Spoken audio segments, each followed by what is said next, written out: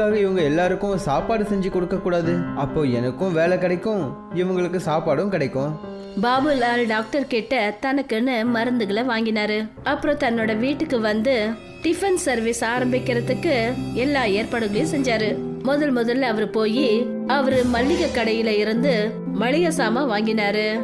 அதுக்கப்புறம் அவரு பாத்திர கடைக்கு போய் பாத்திரக்காரர்கிட்ட நிறைய டிஃபன் பாக்ஸ வாங்கினாரு. அப்புறம் வீட்டுல சமைக்க ஆரம்பிச்சிட்டாரு.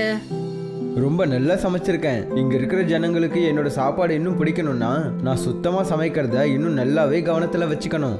அப்பதான் ஜனங்க ஆரோக்கியமா இருப்பாங்க. பாபுலால் ரொம்ப சுத்தமா சுகாதாரமா சமையல சமைச்சாரு. அப்புறம் ஜனங்களோட வீடு வீடா போய் டிஃபன் கொடுத்தாரு. எல்லாருக்கும் அவர் கையால சமைக்கப்பட்டது ரொம்பவே பிடிச்சு போச்சு.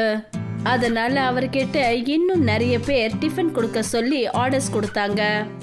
அடேங்கப்பா,